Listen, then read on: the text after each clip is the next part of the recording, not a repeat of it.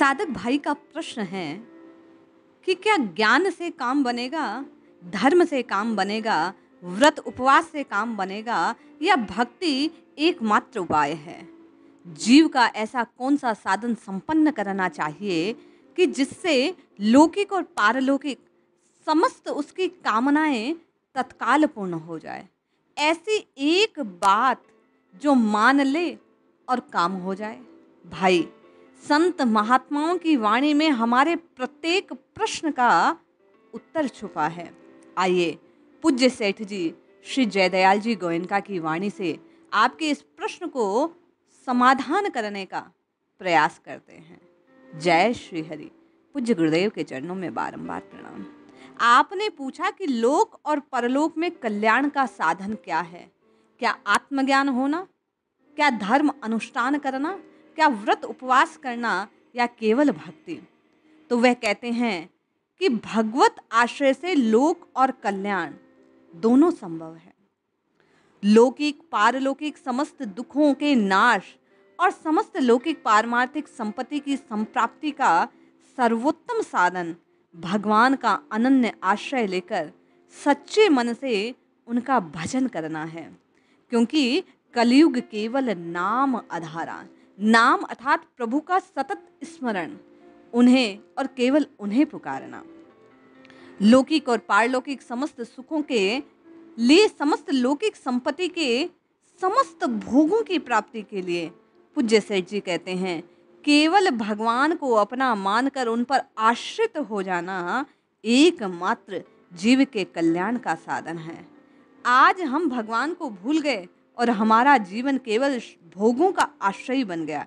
इसी से इतने दुख, संताप, विनाश के पहाड़ हम पर लगातार टूट रहे हैं।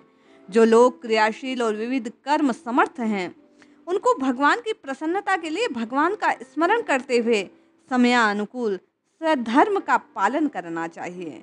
जो अल्प समय आपको अपने कर्तव्यों के निर्वाह के पश्चात शेष रह जाए, आप केवल उसको संसार से हटाकर प्रभु के चरणों से जोड़ दें।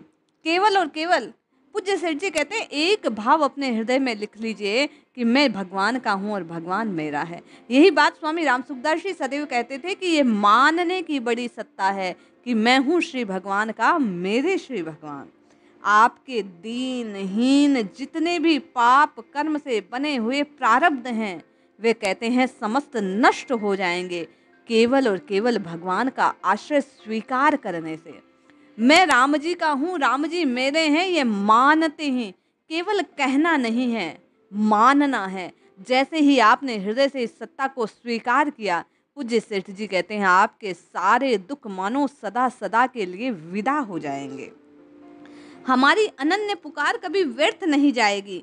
हमें होना चाहिए द्रौपदी का सा विश्वास, गजराज की सी निष्ठा हमारी होनी चाहिए। सबसे बढ़कर हम में होनी चाहिए प्रहलाद की सी आस्तिकता, जिसके वचन को सत्य करने के लिए भगवान नरसिंह रूप में खंभ फाड़कर प्रकट हो गए। विपत्ति, कष्ट, असहाय स्थिति, अमंगल, अन्याय तभी तक हमारे सामने है, पूज्य सेठ जी कहते हैं, जब तक हम विश्वास पूर्वक भगवान को पुकारते नहीं हैं। एक महाशय ये घटना सुनाया करते कि एक घर में गुंडों ने पति को पकड़ लिया। दो गुंडे उसकी स्त्री से बलात्कार करने को तैयार। दोनों पति पत्नी निरुपाय से असहाय थे। पत्नी ने आर्त होकर रोकर भगवान को पुकारा। उसे द्रौपदी की याद आ गई। वह रो रो कर भगवान को पुकारने लगी। बस तत्काल ही दोनों गुंडे आपस में लड़ पड़े। एक ने दूसरे को छुरा मारा। उसके गिरते ही पति पत्नी छोड़कर शेष गुंडे भी उस घर से उसको लेकर भाग गए, अपने आप को बचाने के लिए। भारत की सती देवियां आज द्रौपदी की भांति भगवान को पुकारे तो भगवान कहीं गए नहीं हैं। पूज्य सेठ जी कहते हैं जैसे उस स्त्री की रक्षा की आपस में द्वेष उत्पन्न कर, उसी प्रकार किसी ना किसी प्रकार से कोई ना कोई माध्यम प्रस्तुत कर प्रभु अवश्य आपकी और मेरी सहायता करेंगे। आवश्यकता केवल विश्वास कर प्रभु को पुकारने की है। वे लिखते हैं दुष्ट दुशासन के हाथों में पड़ी हुई असहाय द्रौपदी आर्त होकर मन ही मन भगवान श्री कृष्ण का स्मरण करने लगी और पुकारने लगी, हे गोविंद, हे द्वारकावासी, हे सच्चिदानंद घन परमात्मा, हे गोपीजन वल्लभ, हे सर्वशक्तिमान प्रभु, कौरव मुझे अपमानित कर रहे हैं कि या आपको मालूम नहीं। हे नाथ, हे रमानाथ, हे व्रजनाथ, हे आर्तनाशन जनार्दन, मैं कौरवों के समुद्र में डूबी जा रही हूँ। आप मेरा उद्धार कीजिए नाथ। हे कृष्ण, हे कृष्ण, हे महायोगी, हे विश्वात्मा, हे विश्व के जीवन दाता, हे कौरवों से घिरकर मुझ संकट में पड़ी हुई अबला नारी की हे नाथ आप रक्षा कीजिए। द्रौपदी बार बार कृष्ण को इस प्रकार पुकारने लगी। द्रौपदी की आर्त पुकार सुनकर भक्त वत्सल प्रभु उसी समय द्वारका से सीधे दौड़कर द्रौपदी को वस्त्र रूप में अभय प्रदान करते हैं, उसकी लाज बचा लेते हैं। पूज्य सेठ जी कहते हैं, जिस प्रकार द्रौपदी ने श्री हरि को अपने विश्वास से, निष्ठा से, अपनी आस्तिकता की भावना से, पुरजोर आर्त भाव से पुकारा, यदि आप और मैं भी पल पल, क्षण क्षण अपने प्रत्येक कष्ट को दूर करने के लिए केवल और केवल आश्रित के भाव से श्री हरि को एक बार पुकार लें, तो प्रभु विवश हो जाएंगे आपके और मेरे कष्ट को दूर करने के लिए। लौकिक और परलौकिक समस्त कामनाओं, समस्त कष्टों को दूर करने वाला, हर जगह कल्याण को प्रदान करने वाला, हर जगह अपने आश्रय में हमें छुपा लेने वाला, हमें हर संकट से बचाने का पूज्य सेठ जी कहते हैं एक और केवल एक साधन है, भगवत आश्रय। हमें केवल और केवल उनके श्री चरणों का आश्रय स्वीकार करना है। हम दास बन जाएं, उन्हें अपना स्वामी मान ले, अपना काम स्वयं बन जाएगा। श्री कृष्ण की करुणामयी छवि को प्रकट करते हुए उनके आर्त भाव से पुकारे जाने पर तत्काल प्रकट होने की बात को और अधिक पुष्ट करते हुए पूज्य सेठ जी लिखते हैं कि प्रभु द्रौपदी द्वारा क्रोध किए जाने पर उसे समझाते हैं। वे कहती है, आप नहीं आए, आप इतना विलंब से आए, आपके रहते पांडवों के साथ ऐसा ऐसा हो गया, ये आपके मित्र हैं, आपके आश्रित हैं, आपने ऐसा किया, ऐसा किया, ऐसा किया। प्रभु कहते हैं, हे कल्याणी, तुम जिन पर क्रोधित हुई हो उनकी स्त्रियां थोड़े दिनों बाद अर्जुन के भयानक बाणों से कटकर उनकी खून से लथपथ काया जमीन पर देखकर तुम्हारी ही भांति क्रंदन करेगी। ये काम मैं करूंगा जो पांडवों के अनुकूल होगा।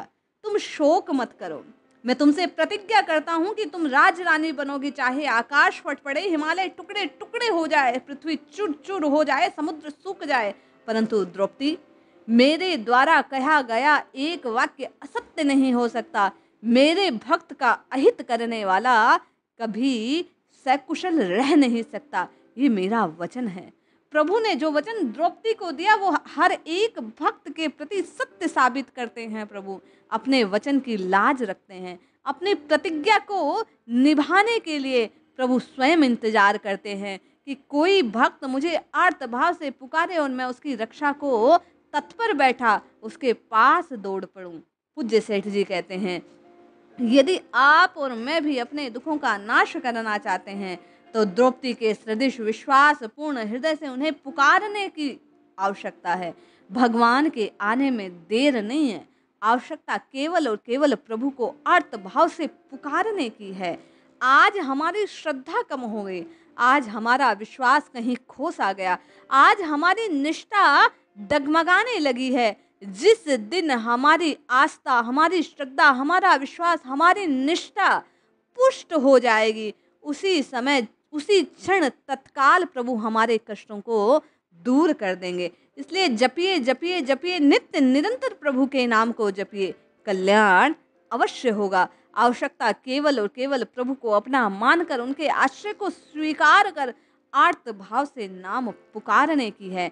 आपकी लौकिक और पारलौकिक सभी कामनाएं पूर्ण हो जाएंगी, सब दुख दूर हो जाएंगे, हर समय कल्याण ही कल्याण आपके भाग्य का सौदा हो जाएगा। आवश्यकता केवल और केवल प्रभु को स्वीकारने की, अपना मानने की है। जय श्री हरि।